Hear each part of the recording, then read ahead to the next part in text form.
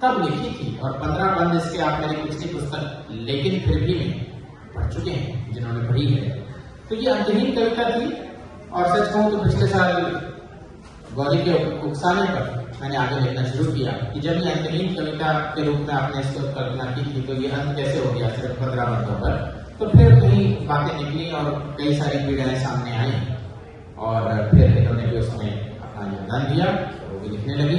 तो इस तरह से इसमें इस समय 126 बंद हैं, लेकिन इसकी भी कोई गारंटी नहीं है कि 126 बंद ही रहेंगे, क्योंकि अंतहीन कविता है, पीड़ाएं अंतहीन है। तो अब मैं ज्यादा समय न लेते हुए हमारे अतिथि तो हैं पर मेरे जैसे आदरणीय बड़े भाई घनश्याम जी से निवेदन करता हूँ, डॉक्टर घनश्याम आसुदानी से, कि वे हमें करें, मार्गदर्शन करें और कुछ करें इस पर। घनश्याम जी।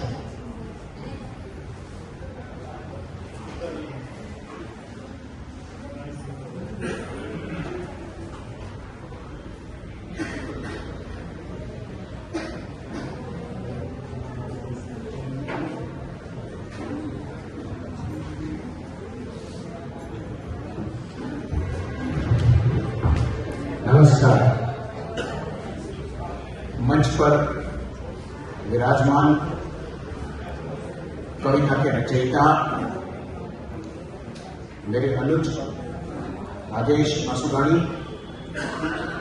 मेरी छोटी बहन गौरी सेन, कार्यक्रम में उपस्थित विद्वत जन जिनमें गुरुतुल्य डॉक्टर सागर खादीवाला जी हैं, मेरे अनुज डॉक्टर विनोद आसुदानी हैं, मेरी बड़ी बहन चंद्रनिशा सिंह हैं, मेरे ज्येष्ठ भ्राता श्री नारी लक्ष्मणी जी हैं, यहाँ राजेश भाई का परिवार उपस्थित है, मेरा परिवार उपस्थित है, मेरे प्यारे प्यारे सारे श्रोतागण गुणीजन सभी उपस्थित हैं, सभी को मेरा सादर प्रणाम। आपने कविता सुनी, उसकी सबसे बड़ी विशेषता ये है कि ये दो कवियों ने मिलकर के लिखी हुई कविता है। आपने कल्याण जी आनंद जी सुना है, लक्ष्मीकांत प्यारे लाल सुना है, आनंद मिलिंद सुना है। कभी ऐसा कोई गीतकार सुना है कि जिसमें राजेश और गौरी हो? आज सुन लिया ना। ये सबसे बड़ा चमत्कारिक पहलू है इस कविता का, सबसे बड़ी बात। तालियां बजा दीजिए। कम से कम मेरी जितनी बुद्धि है, 3-4 इंच का इतना है ना ये दिमाग में, उसमें नहीं आ रहा है। मैंने नारी भाई से भी पूछा, डॉक्टर साहब से भी पूछा, विनोद भाई से भी पूछा, बोले नहीं यार पहली बात है। और मैंने झटक लिया मौका, पहले मैं ये बात बोल दूं तो बहुत बढ़िया जबरदस्त चीज है। कविता पर बाद में बोलूंगा, क्योंकि कविता से मैं डरता हूं। जैसे नारी भाई गरिमा से डरते हैं ना, वैसे मैं कविता से डरता हूं। फिर भी मैंने पूरा अपना 3-4 इंच का माथा ठनका कर सुनने की कोशिश की इस कविता को। कुछ समझा, कुछ नहीं समझा। भाई झूठ क्यों बोलूं, स्टेज पर खड़ा हूं, सत्य बोलूंगा। तो जितना समझा वो मेरे जीवन के अंत तक काफी है, गूंजता रहेगा मेरे दिमाग में। और किसी भी साहित्यिक रचना की मैं बताऊं आपको विशेषता यही होती है, सबसे बड़ी विशेषता यही होती है कि यदि वो लंबे समय तक आपके दिमाग में रिवर्बरेट होती रहे, गूंजती रहे, तो ये रचना की सबसे बड़ी सफलता होती है। तो ये इस रचना की दूसरी सफलता है। पहली सफलता मैंने आपको बता दी, कल्याण जी आनंद जी। ये दूसरी सफलता है कि अभी तक इसके बंद मेरे दिमाग में उमड़ घुमड़ रहे हैं, दिमाग से निकल ही नहीं रही है। रात को नींद नहीं आएगी भाई साहब मुझे।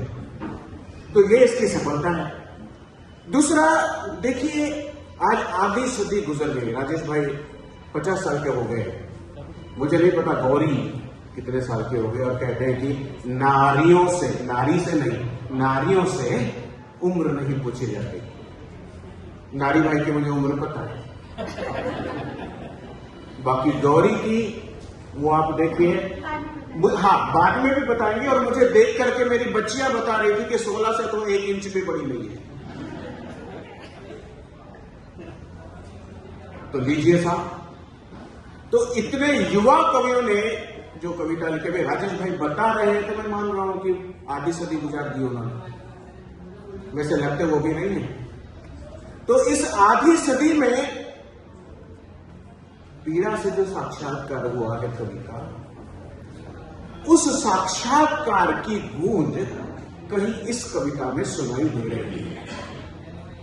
और इतनी व्यापक गूंज है कि इतिहास, वर्तमान, भविष्य सब कुछ एक साथ समाहित करके ये गूंज जो है वो गूंज रही है।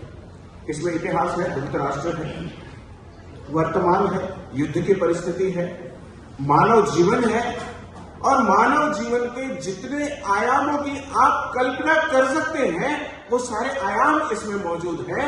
और हर आयाम में राजेश ने और गौरी ने पीड़ा को पिरोने की कोशिश की है, बिल्कुल। और मैं इसको पीड़ा का गान कहता हूं, पीड़ा का पाठ नहीं कहता हूं, ये पीड़ा का गान है। और आपने तो सुना होगा कि वियोगी होगा पहला कवि और आ से उपजा होगा, तो वही है। और पीड़ा वैसे भी सर्वव्यापी है। ये राजेश भाई ने अनुभव की, उसको पिरोया, ये एक पहलू हो गया। लेकिन पीड़ा ये यूनिवर्सल फिनोमेना है। मैं ही नहीं, तू ही नहीं, सारा जमाना दर्द का है एक फसाना। तो दर्द के फसाने बहुत सारे लोगों ने कहे हैं, राजेश और गौरी की बात नहीं है। दर्द के फसाने बहुत सारे लोगों ने कहे हैं, लेकिन जिस व्यापकता के साथ, जितने सहस्त्र रूपों के साथ यहां दर्द को पिरोया गया है वो काबिले तारीफ है। और ये इस कविता की तीसरी विशेषता है। मैं आपको बताऊं मित्रों, इस कविता की और विशेषता एक मैं आपको बताता चलूं कि ये कहीं न कहीं हिंदी साहित्य के बड़े कवियों की गूंज इसमें सुनाई देती है। क्योंकि पूरी की पूरी कविता देखिए स्ट्रिक्टली छंदबद्ध कविता है। मुझे छंद समझ में नहीं आता है, कभी कोशिश भी नहीं की, कभी आया भी नहीं। गद्य का राइटर हूं, घसीटता रहता हूं, जैसे आता है पेन को वैसे। लेकिन इस कविता को सुनने के बाद एक मेरे जैसा क्षुद्र अनाड़ी व्यक्ति भी पूरे कॉन्फिडेंस के साथ कह सकता है कि कहीं छंद में एक टके की भी कमी नहीं है। इसकी साक्षी देंगे नारी भाई विनोद भाई और डॉक्टर साहब सागर खालीवाला। मैं इसको समझ पाया हूं यदि सही। तो ये इसकी और एक विशेषता है कि इतनी बड़ी कविता, अब इसको अंतहीन कहा गया है तो इसको और भी लिखेंगे, बिल्कुल मेरी शुभकामनाएं। लेकिन इतनी बड़ी कविता, 126 छंदों की कविता, और वो भी इतने अच्छे छंद में लिखना, उसको बहुत बड़ी बात है। जब ये कविता पढ़ी जा रही थी, 45-50 मिनट जितने भी लगे, तो मुझे ऐसा महसूस हो रहा था कि बहुत सारे लोगों के नीचे ऊपर से जा रही थी वो कविता। लेकिन मैं ये कहता हूं कि इतनी कविता जितनी आपने सुनी है, वो लिखने में इनको कितनी मेहनत लगी होगी, उसकी कल्पना शायद अब मैं ही नहीं कर पाया तो आप कैसे कर पाएंगे। मैं ये नहीं कह रहा कि मैं बहुत बड़ा साहित्यकार हूं, लेकिन जब मेरे 2-4 इंच के दिमाग में नहीं आई वो बात, तो आपके दिमाग तो मेरे से माशाल्लाह बड़े हैं, तो उसमें कितनी आई मुझे नहीं पता। लेकिन ये जो चीज इन्होंने लिखी है ना, आज के मुक्त छंद के जमाने में, जो तो उठून उभा रहा था और मी कविता ली, तो ऐसे जमाने में इस तरह की छंदबद्ध कविता लिखना भाई मेरे लिए पॉसिबल नहीं है। इसलिए मैं इतना उछल रहा हूं कि भाई राजेश के लिए पॉसिबल हो गया और गौरी के लिए पॉसिबल हो गया। और वैसे भी इसमें राजेश कभी भी जब गजल लिखता है तो आपने देखा होगा कि वो उसका जो छंद होता है वो काबिल तारीफ होता है। अब एक आखिरी विशेषता बता दूं, बहुत सारा समय नहीं लूंगा क्योंकि 2 बड़े विद्वान जो है वो राह देख रहे हैं।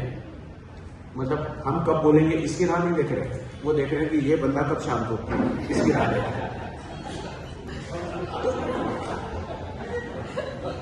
5वीं और अंतिम विशेषता इस कविता की मैं आपको बता रहा था कि कुछ तो मैं भूल गया।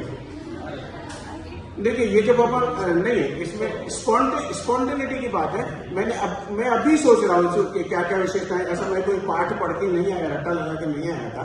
मैं बोला कि आपसे सिर्फ बात करूंगा, सहज रूप से बोलूंगा। लेकिन इसकी एक मेरे को बड़ी पांचवी विशेषता सूझ रही थी।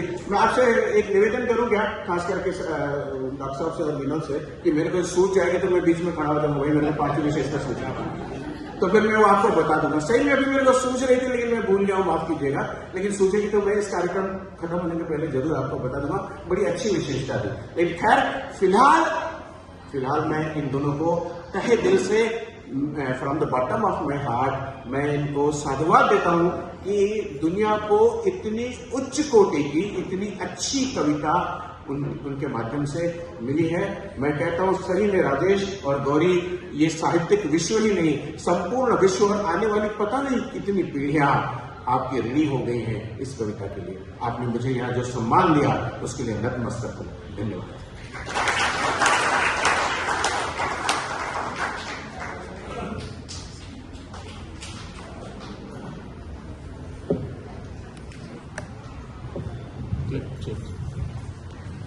बहुत बहुत धन्यवाद घनश्याम भाई।